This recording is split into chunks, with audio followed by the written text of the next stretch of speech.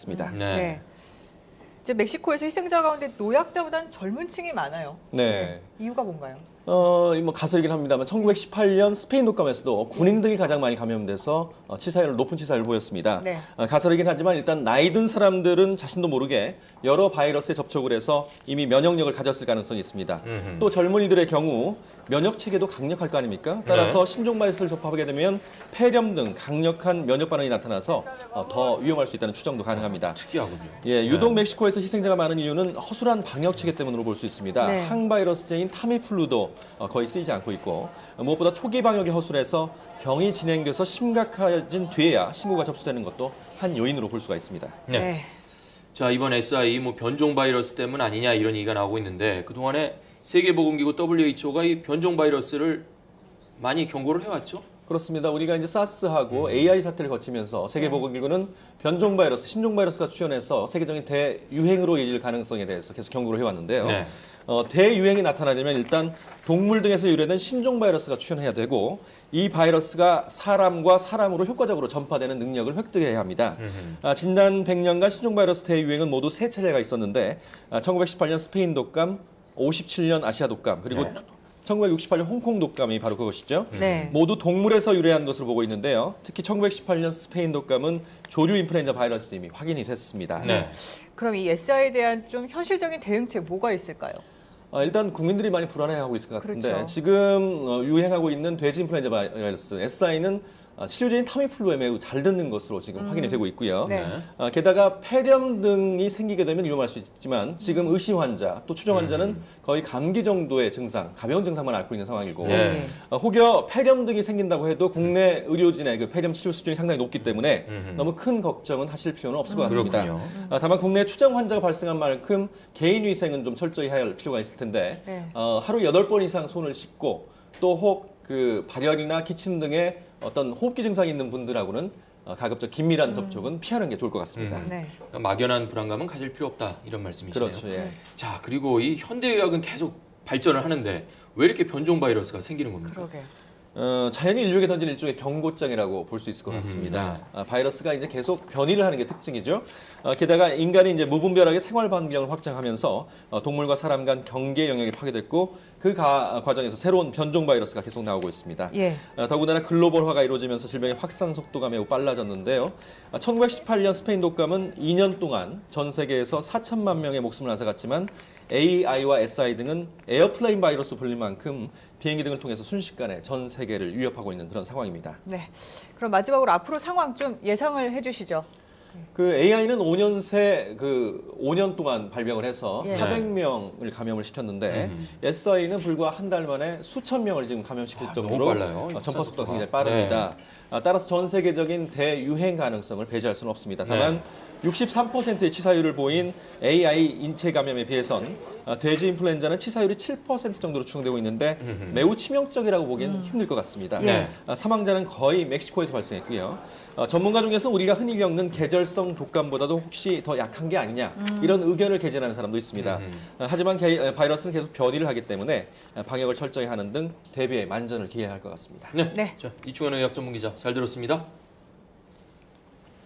네, 지금부터는 이 노무현 전 대통령 검찰 출석 소식 좀 다시 알아보죠. 네. 자, 오늘 오전 8시였죠? 네, 이 경남 그렇습니다. 김해 봉화마을 사저를 출발해서 지금 대검찰청 청사로 향하고 있는데 당시의 출발 화면부터 지금 함께 보시겠습니다. 네.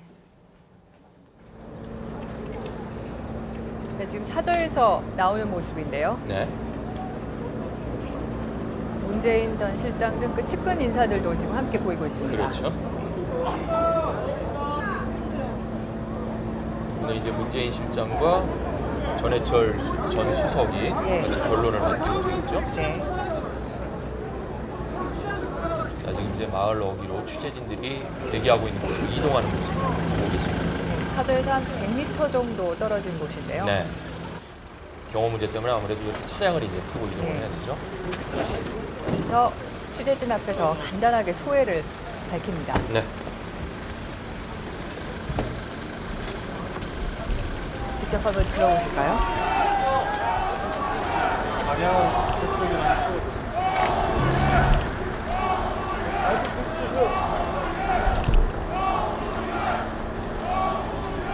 지금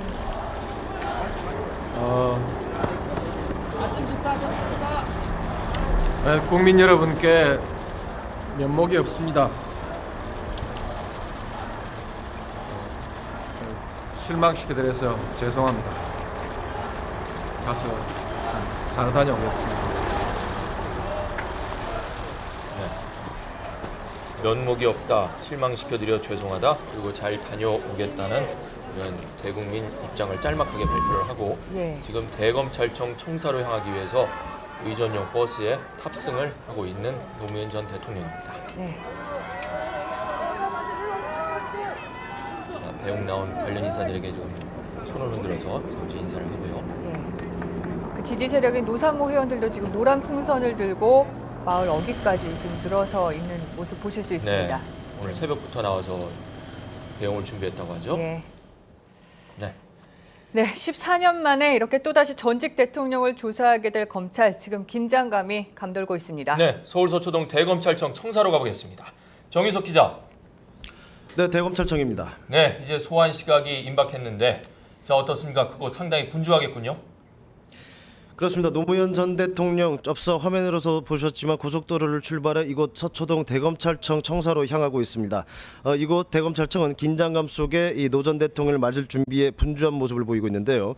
수사팀 등 검찰 관계자들은 이른 새벽부터 이곳 대검청사로 나와서 노 전 대통령 수사를 위한 막바지 채비에 주력했습니다. 대검찰청 주변은 노 전 대통령 소환에 대비한 삼엄한 경호가 펼쳐지고 있습니다. 동이체 특이도 전부터 언론사 취재진이 몰려든 가운데 검찰은 차량 출입을 전면 통제하고 사전에 신원 조회가 끝난 인원에 한정해서 비표를 나눠주는 등 보안에 주력하고 있습니다. 또 건물 주변에는 각 방송사들의 임시 스튜디오와 중계차들이 들어서 있어서 긴장감을 더하고 있습니다. 조금 전 임채진 검찰총장이 출근했는데 기자들의 질문에 별다른 입장을 밝히지는 않았습니다. 노 전 대통령의 이곳 도착 예정 시간은 오후 1시 반입니다. 노 전 대통령이 이곳 대검찰청에 도착하면 현관 앞에서 기자들과 간단한 질의응답을 가진 뒤에 허영 사무국장의 안내를 받게 됩니다. 먼저 7층 중앙수사부장실에서 이인규 중수부장과 면담을 가진 뒤에 11층에 있는 특별조사실로 이동할 예정입니다. 노 전 대통령에 대한 조사는 박연차 태광실업 회장이 노 전 대통령 측에 제공한 100만 달러와 500만 달러, 그리고 정상문 전 청와대 총무비서관의 대통령 특수활동비 횡령 등 3대 의혹별로 수사 검사가 번갈아 가면서 진행하게 됩니다. 노 전 대통령의 변호인으로는 문재인 전 비서실장과 전해철 전 민정수석이 번갈아 참여할 것으로 알려졌습니다. 검찰은 오늘 안에 조사를 모두 끝낸다는 방침이지만 노 전 대통령의 동의를 얻어서 내일 새벽 늦게까지 조사를 이어갈 가능성도 배제하지 않고 있습니다. 지금까지 대검찰청에서 KBS 뉴스 정윤섭입니다. 봄을 느낄 새도 없이 초여름이 된 듯합니다. 오늘도 전국의 낮 기온이 25도 안팎까지 오르면서 다소 덥겠는데요. 하지만 여전히 아침 저녁에는 쌀쌀해 일교차가 15도 이상 나는 곳이 많겠습니다. 일교차가 심하고 대기가 건조해 감기 걸리기 쉬운 조건이니까요. 건강관리 잘 하셔야겠습니다. 맑은 날씨가 이어지고 낮 기온이 크게 오르면서 대기가 무척 건조한 상태입니다. 현재 서해안과 남해안을 제외한 전국 대부분 지방에 건조주의보가 내려져 있는데요. 특히 오늘은 해안을 중심으로 바람도 강하게 불겠습니다. 오늘 낮 기온은 서울이 22도, 춘천과 강릉은 25, 광주는 26, 대구는 27도로 평년 기온을 2도에서 5도 정도나 웃돌면서 덥겠습니다. 근로자의 날인 내일까지는 전국이 맑고 건조한 가운데 낮 동안에 덥겠는데요. 석가탄신일인 주말에는 중부와 전북 지방에 비 소식이 있습니다. 이번 비는 일요일 오전에 대부분 그칠 것으로 예상돼 이후 어린이날까지는 야외 활동하시는 데 지장 없겠습니다. 날씨였습니다.